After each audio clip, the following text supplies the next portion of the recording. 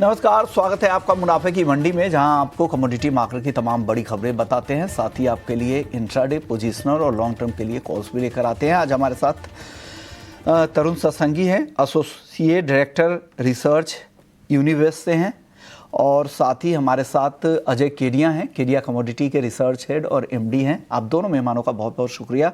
शुरुआत सोने से कर लेते हैं। हल्की नरमी दिख रही है, दायरे में भी कह सकते हैं।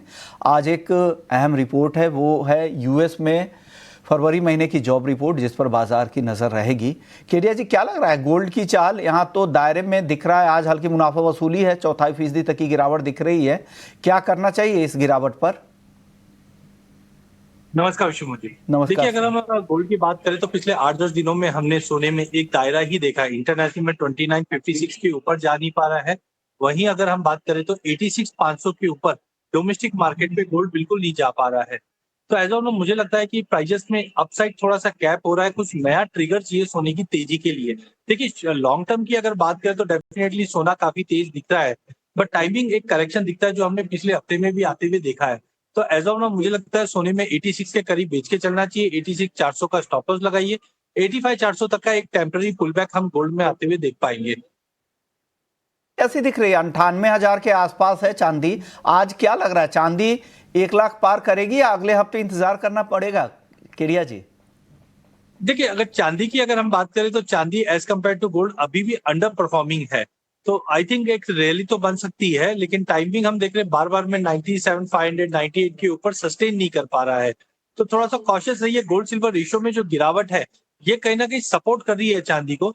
बट आई थिंक 98,500 के लेवल पे बिकवाली करते हैं 99,600 के स्टॉप लॉस से, तो एक टेम्पररी पुल बैक 97,000 तक का लेवल मिलेगा। क्योंकि ये हफ्ते की जो तेजी है वो आज शुक्रवार होने की वजह से मुझे लगता है थोड़ा प्रॉफिट बुकिंग बन सकता है। बट लॉन्ग टर्म ठीक है, इंटैक्ट है, बट एक बार 97 के नीचे वापस चांदी आते हुए दिखाई दे सकती है। Okay. आप बताइए तरुण जी, सोना या चांदी, क्या पसंद आ रहा है आज आपको? आई थिंक जैसा कि अजय केडिया साहब ने कहा, मेरे को भी लगता है कि शॉर्ट टर्म के अंदर वीकनेस आ सकती है। नो डाउट लॉन्ग टर्म जो स्टोरी है वो गोल्ड सिल्वर का इंटैक्ट रहेगा। 2930 के ऊपर प्राइसेस सस्टेन नहीं कर पा रहे हैं। कॉमेक्स स्पॉट में रिपीटेटिवली वहां से बाइंग आ रही है। आई थिंक जो फेब में हाई बने थे 2956 के ऊपर, जब तक प्राइस नहीं जाएगा, ग्रेजुअली मुझे लगता है कि 2850 से 2830 डाउनसाइड प्राइस देखने को मिल सकते हैं। सो प्रॉब्ली गोल्ड के अंदर मेरे को शॉर्ट टर्म में करेक्शन नजर आता है। Even if we talk of silver like gold, मुझे लगता है कि प्रॉब्ली करंट रेंज से 200-300 रुपए की तेजी मिल सकती है ज्यादा से ज्यादा। जब तक 98,900 के ऊपर प्राइसेस नहीं सस्टेन करेंगे, it has potential to come down towards 97 और even 96,000 in the short term. चलिए क्रूड की बात करते हैं। क्रूड की चाल अगर देखें, इस हफ्ते 5% टूटा है सप्लाई बढ़ने की खबर से। एक तो यूएस में भी इन्वेंट्री बढ़े हैं अनुमान से ज़्यादा, और साथ ही ओपेक प्लस जो 2022 के बाद अपने उत्पादन को बढ़ाएंगे। तरुण जी, क्या लग रहा है, क्रूड की चाल आपको कैसी दिख रही है? यहाँ से क्या ओवरसोल्ड जोन में जा चुका है, कुछ रिकवरी की संभावना है, या और टूटेगा कच्चा तेल? देखिए, अगर हम देखें तो लास्ट क्वार्टर में हमने देखा था कि 65 के आसपास से सपोर्ट बना के प्राइसेस 79 तक गए थे। अभी जिस तरीके से ट्रम्प चाहते हैं कि ऑयल के प्राइसेस स्टेबल रहें और चीपर रहे, तो अल्टीमेटली लगता नहीं कि रैली सस्टेनेबल आएगी। और जिस तरीके से ओपेक को भी उन्होंने सजेस्ट किया था कि वो जो आउटपुट कट है उसको खत्म करे, और वो धीरे धीरे ट्रांच में ऑलरेडी रैंप अप करेंगे अपना production, which will have negative impact on the prices. तो मुझे ऐसा लगता है कि अभी too early to take a call की बॉटम आउट हो गए हैं प्राइस।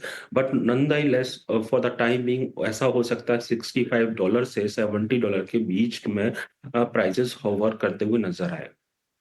चलिए आप बताइए केडिया जी, आपको क्या लग रहा है? अगर ऑप्शंस में कोई ट्रेड हो क्रूड का तो वो भी बता दीजिएगा। देखिए, मुझे लगता है कच्चे तेल में फर्स्ट लेग की जो गिरावट आनी थी वो आ चुकी है। 70 के नीचे ब्रेंट इस वक्त भी ट्रेड कर रहा। आज शुक्रवार का दिन है, मुझे लगता है टेक्निकल ग्राउंड पे एक छोटा बाउंस जरूर दिखता है। देखिए, अभी भी हम मानते हैं 2025 में हमारी जो सप्लाई रहेगी, ग्लोबल सप्लाई, चाहे यूएस है, यूएस का भी एक्सपोर्ट बढ़ेगा। अगर रशिया जो पीस टॉक चल रहा है, अगर रशिया भी अगर मान जाता है तो रशिया का भी ग्लोबल सप्लाई बढ़ेगा। वहीं चाइना से हमने नंबर थोड़े अच्छे आते हुए देखे, लेकिन टैरिफ वॉर के चलते कहीं ना कहीं डिमांड में डिटोरेशन रहेगा। तो लॉन्ग टर्म अभी भी अगर 2-3 महीने का व्यू लेके चले तो कच्चे तेल में गिरावट जरूर है, बट एक हफ्ते में जो बड़ी गिरावट आई है, इसके बाद मुझे लगता है टेम्पररी थोड़ा बाउंस रहेगा। तो फ्यूचर के अंदर 5750 पे आप लेके चलिए। लिमिटेड अपसाइड है जो 5850-60 तक का जंप मिल सकता है। इंट्राडे के लिहाज से लेके चलिए। ऑप्शन में अगर कोई करना चाहता है तो मुझे लगता है 5800 का कॉल लेके चलिए। 50-60 पॉइंट का जंप उसमें भी मिलेगा, लेकिन कोई भी लॉन्ग पोजीशन कैरी मत करना। लॉन्ग पोजीशन आपको कैरी नहीं करना है। एक बार ऑप्शंस के ट्रेड मैंने बना दिए हैं आपके। 5800 के स्ट्राइक की कॉल आप कह रहे हैं खरीदने के लिए 100 रुपए पे। 180 का टारगेट इस प्रीमियम के लिए दे रहे हैं और 40 का स्टॉप लॉस यहां पर लगा सकते हैं। किरिया जी की तरफ से ये कॉल है। चलिए अब बात कर लेते हैं मेटल्स की। मेटल्स में 2 दिनों की रैली आज थमती दिख रही है। किरिया जी, बेस मेटल्स में क्या है टॉप पिक आज के लिए? कोई अगर कॉपर, जिंक, इन दोनों में बताइए। ये दोनों आज कमजोर दिख रहे हैं ज्यादा। विजय जी, जो पिछले 2 दिनों में हमने तेजी देखी है, ये एक्चुअली कोई डिमांड की तेजी नहीं है, ये डर की तेजी है। जिस ढंग से हमने देखा टैरिफ वॉर के जो कंसर्न इग्नाइट हुए हैं, इसके चलते हमने देखा कॉपर 890 के ऊपर निकल गया। जिंक में भी हमने एकाएक बड़ा जंप देखा जो 278 279 तक पहुंच गया। एल्यूमिनियम में भी 265 के ऊपर है। तो आई थिंक ये डिमांड की रैली नहीं है, ये डर की रैली है। तो एक बार मुझे प्रॉफिट बुकिंग लगता है तो करंट लेवल से चढ़कर बाइंग नहीं करना चाहिए। कॉपर की बात करें तो करंट लेवल पे या 890 पे भी बेचते हैं, तो 895 का स्टॉप लॉस रखिए। 882 तक का लेवल मिलेगा। वहीं जिंक के अंदर भी ओवर स्ट्रेच रैली है। 277 के करीब बेच के चलिए। 280 का स्टॉप लॉस लगाइए। फिर से प्राइस 273 तक आ जाएगा। लास्ट अगर हम एल्यूमिनियम की बात करें तो यहाँ पे एक्चुअली हम देखते हैं कि यहाँ पे हमने जो टैरिफ के चलते शॉर्टेजेस क्रिएट हुआ है, डेफिसिट भी आगे रहेगा, जो एल्यूमिनियम को लॉन्ग टर्म में ठीक है अच्छा रखेगा, जो ऊपर में $2800 भी दिखा दे। बट टाइमिंग मुझे लगता है एल्यूमिनियम में भी 266 पे बिकवाली करके चलना चाहिए। 269 के स्टॉप लॉस से 262 तक के लेवल में। तो टेम्पररी हम बेस मेटल में हम देखेंगे 2 दिन की रैली के बाद एक प्रॉफिट बुकिंग आ सकता है। ओके, तो 262 एल्युमिनियम के लिए टारगेट दे रहे हैं और 272 जो स्क्रीन पर दिख रहा है वो जिंक का टारगेट है, वो भी नोट कर लीजिए। 277 पे बेचे, 280 का स्टॉप लॉस है। तो एल्युमिनियम, कॉपर, जिंक, लेड चारों काउंटर केरिया जी की तरफ से आज बिकवाली की ही सलाह यहां पर आ रही है। यहां पर अभी फिलहाल खरीदारी ना करें, बढ़ चढ़कर यहां पर बाइंग साइड में ना रहे, ये सलाह केरिया जी की तरफ से जा रही है। तीनों कॉल्स एक बार अपडेट करके अब जरूर यहां पर दिखा दें। तरुण जी, आप अब अपनी पिक बताइए, आपको क्या पसंद आ रहा है बेस मेटल्स में आज? I think copper over extended rally है, जैसा कि अजय साहब ने कहा। मैं भी मानता हूं कि अभी प्राइजेस देखिए, दो नो डाउट एमसीएक्स के अंदर 880 का जो रेजिस्टेंस था ब्रेक कर दिया, बट कॉमेक्स में अभी भी रेजिस्टेंस को ब्रेक नहीं किया है, प्रीवियस हाई को। एंड कहीं ना कहीं वहां पर डबल टॉप फॉर्मेशन भी हो रहा है। मुझे ऐसा लगता है शॉर्टर टर्म में कॉपर के अंदर करेक्शन आ सकता है। प्रॉब्ली हम करंट रेंजेस से 890 रेंजेस के बीच में जब तक प्राइसेस आए वहां पर शॉर्ट किया जा सकता है। स्टॉप लॉस 895 के ऊपर का मेंटेन कर सकते हैं and in the short term 875 तक प्राइस देखने को मिल सकते हैं। ऑन द अदर साइड में जिंक में 268 के आसपास बाय करना प्रेफर करूंगा 264 के स्टॉप लॉस के साथ। और मुझे ऐसा लगता है ग्रेजुअली 275 278 फिर से प्राइस देखे जा सकते हैं। ओके, चलिए, तो बेस मेटल्स पे हमारे दोनों एक्सपर्ट्स की राय आ चुकी है। केडिया जी की राय ले लेते हैं नेचुरल गैस पर। नेचुरल गैस यहां से कैसा दिख रहा है केडिया जी आपको? देखिए, नेचुरल गैस में हमने पिछले 15 दिनों में जबरदस्त तेजी देखी है और ये तेजी का कारण भी है वेदर कि जिस ढंग से हमने देखा कि जनवरी में अचानक से फ्रिजिड वेदर कंडीशन आ गई थी, जिसके चलते हमने एक अच्छी रैली देखी। बट मुझे लगता है कि जैसे से हम 10 मार्च का डेट क्रॉस करेंगे तो ये सीजनैलिटी का सबसे आखिरी पड़ाव है। तो यहाँ से आगे जाके वार्म वेदर होने वाला है, जिसकी वजह से दबाव रहेगा। सेकेंडली, कच्चे तेल में भी जो गिरावट आई है, इससे बाकी एनर्जी प्रोडक्ट पे भी टेम्पररी दबाव आएगा।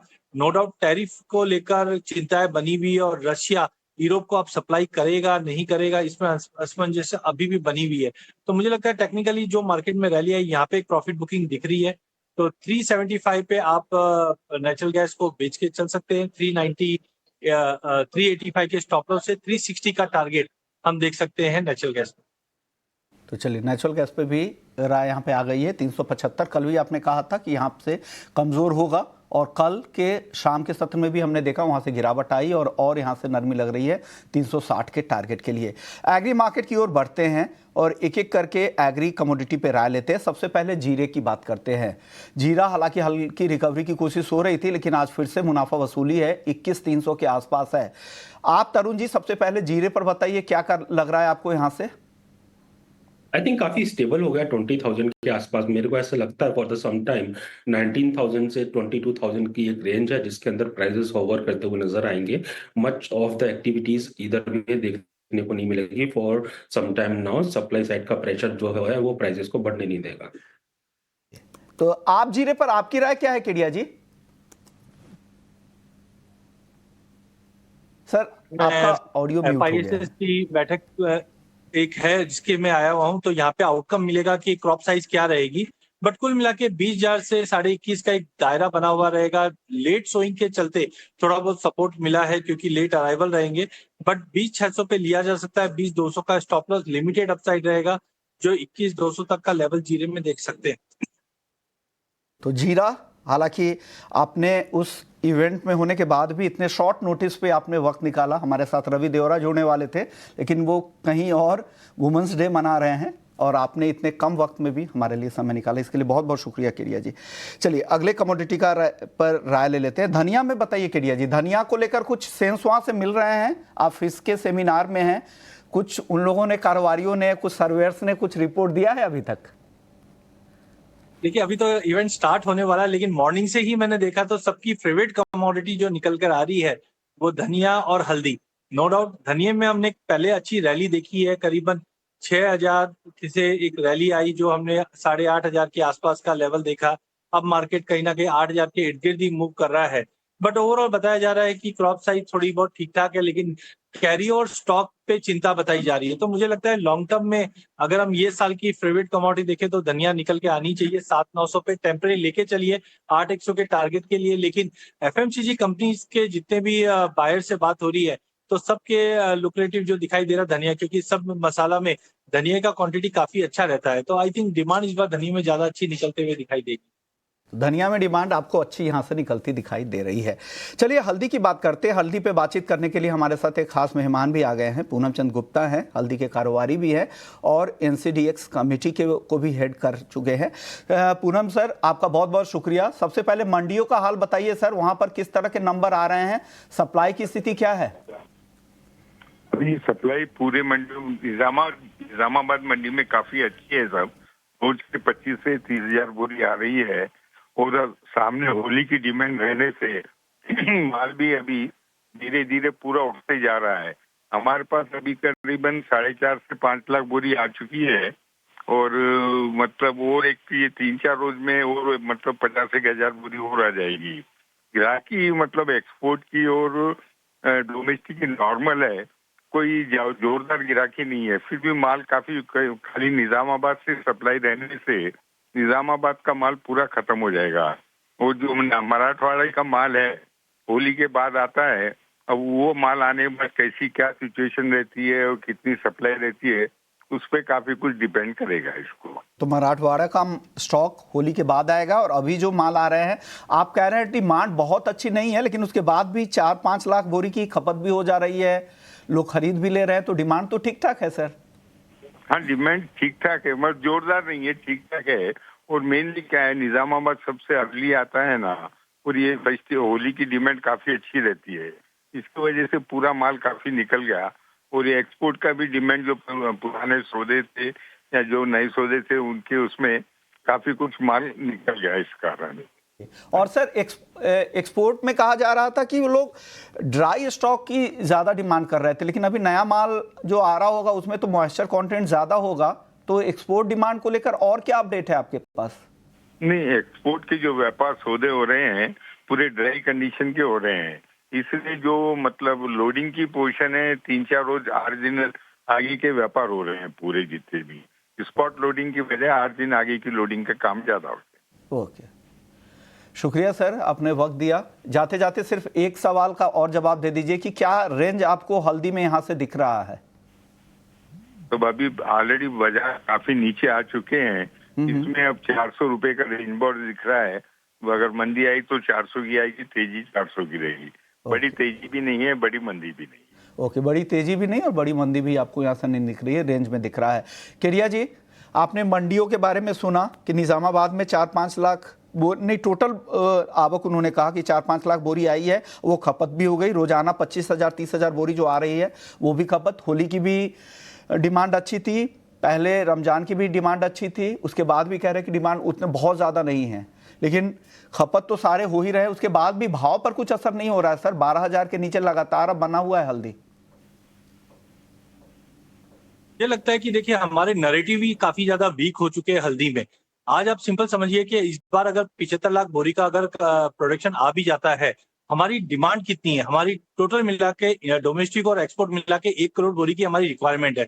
आपने रमजान की बात की, लेकिन महाकुंभ भूल गए। आज महाकुंभ में 65 करोड़ लोग अगर जाते हैं, और हम जानते हैं वहां पे आज कुमकुम जो लगता है वो भी हल्दी से ही निकलता है। वो डिमांड की कोई बात ही नहीं कर रहा है। तो आज की डेट में मुझे लगता है हल्दी के इसमें एक सेंटिमेंट जो बना हुआ है वो काफी वीक का बना हुआ है। आज जितने हमने डार्क स्टोर्स बढ़ते हुए देखे, वहां पे भी स्टॉकिंग हुई। इनफैक्ट मैं आज कम से कम 4 ब्रांडेड कंपनी वालों से मिला हूं। सबका मानना है कि पिछले साल हल्दी जब 18-20 हजार का भाव था, तो हमें जो टारगेट दिया जाता है वो दिया जाता है, सपोज कीजिए 50 करोड़ की हमें हल्दी लेनी है, तो वो टाइम पे 20,000 का भाव था, लेकिन अब भाव आ चुका है 12। तो इस बार इनकी जो क्वांटिटी ऑफ बाइंग रहेगी वो ज्यादा निकल कर आएगी। लेकिन हाँ, नैरेटिव ऐसा बना हुआ है कि पेसिमिज्म बहुत ज्यादा देखा है मैंने, बट मुझे लगता है इस बार बैलेंस शीट बहुत ही ज्यादा सीवियरली टाइट है। हमने 3 बार देखा 12,400 12,600 से मार्केट घूमते हुए।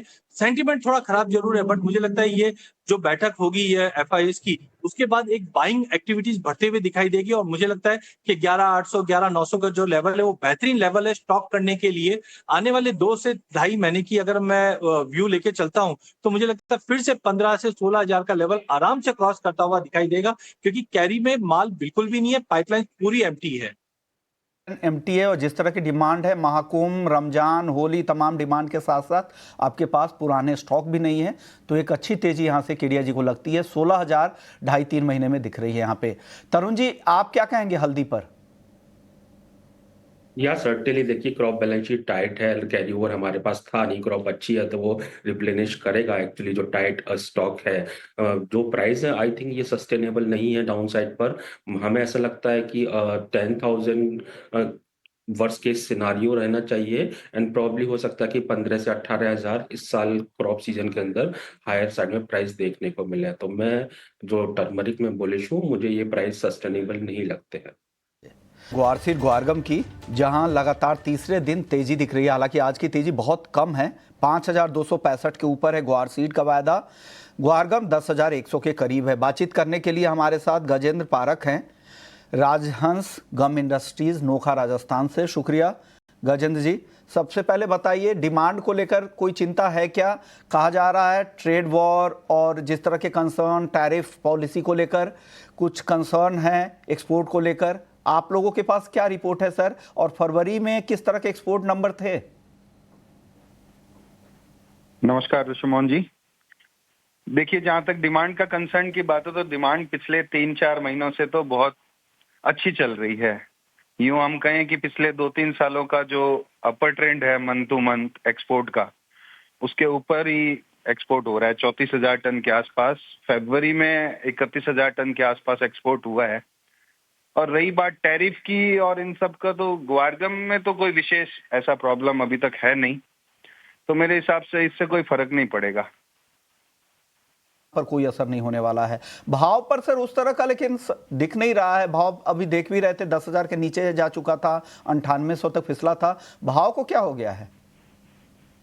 विश्वमोहन जी, देखिए, फंडामेंटल तो इसके बहुत स्ट्रांग थे, लेकिन इसमें मंदी का रीजन सिर्फ और सिर्फ एक ही, जहां तक मैं समझ पाया हूं, इसका जो पुराना स्टॉक। अब आज भी आप देख लीजिए, जो जितनी भी मंडी में अराइवल आ रही है, या जो हम लोग को अंदर के जो स्टॉकिस्ट के जो सौदे मिल रहे हैं, वो 80% पुराने ग्वार के सौदे मिल रहे हैं। अब पुराना ग्वार कितना है, हम लोग एज्यूम कर रहे थे कि इस साल तो एकदम लोवेस्ट रहेगा ग्वार का स्टॉक, और वैसा रियलिटी में दिख भी रहा है अब जैसे जैसे पुराना स्टॉक निकल रहा है। लेकिन ये पुराना स्टॉक का अभी भी कैलकुलेशन करना मुश्किल है, और जो मंदी आई है वो इसी रीजन से आई है कि पुराना स्टॉक अभी भी मार्केट में आ रहा है। अच्छी जानकारी आपने दी, क्योंकि बहुत बार कहा जा रहा था कि वायदा बाजार की वजह से ही नहीं चल पा रहा है। कोई भी बाजार आपको कब तक रोकेगा भाव को? अगर उसके पास डिमांड सप्लाई है, डिमांड अच्छी है, तो कोई कब तक रोक पाएगा? तो आपके पास पुराने स्टॉक हर घर में इतने ज़्यादा रखे होंगे, अगर धीरे धीरे वो निकल कर आ रहे हैं तो डेफिनेटली। और ग्वार ऐसी चीज़ है, खराब भी जल्दी नहीं होती। शुक्रिया गजेंद्र जी, आपने वक्त निकाला हमारे लिए। केडिया जी, फटाफट से आप एक राय दे दीजिए ग्वार पर, वक्त कम है। देखिए विश्व, मुझे फंडामेंटल साइड तो मेरे को भी कोई चेंजेस नहीं लगता। जो डिमांड की बात करें, एक्सपोर्ट की बात करें, वो कंसिस्टेंटली हमने आज 2 साल से 30 के आसपास के फिगर देखे। तो कहीं ना कहीं हम कैरी ओवर स्टॉक कम होता जा रहा है, प्रोडक्शन कम होते जा रहा है, सेंटीमेंट वाली बात है। बट मुझे लगता है गवार का जो 5250 का लेवल है, ये बहुत ही बेहतरीन लेवल यहाँ पे लेके चलिए। शॉर्ट टर्म में 5350 है, बट मुझे लगता है सभी एग्री में एक ब्रेकआउट आने की दूरी है। तो गवार सीट में आराम से लेके चलिए। गवार गम में भी 10-100 में लेके 10-100 में लेके चलिए, 10-500 तक के टारगेट देखने मिल जाएंगे। आपने 2 कॉल आज टॉपिक के तौर पे दिया था, उसमें ग्वार सीड को भी चुना है, क्यों तरुण जी? या देखिए, अल्टीमेटली मुझे ऐसा लगता है कि versus over in this commodity, और मुझे लगता है 5000 के नीचे जब तक प्राइस नहीं जाएंगे, प्रॉब्ली 5750 हायर रेंजेस पर देखेंगे। डिमांड स्ट्रांग है, और जो पीक अराइवल सीजन था that is over now and prices are sustaining 5000। मुझे ऐसा लगता है धीरे धीरे सप्लाई मार्केट में आना कम होगा, that will push up the prices, और मुझे इस काउंटर के अंदर तेजी नजर आती है। शुक्रिया आप दोनों मेहमानों का, तरुण जी, केडिया जी, आप लोगों ने वक्त निकाला। केडिया जी का खास तौर पे शुक्रिया, क्योंकि आपने बहुत ही शॉर्ट नोटिस पे 15 मिनट पहले भी तैयार हुए शो में आने के लिए। चलिए, मुनाफे की मंडी को यहीं समेटेंगे।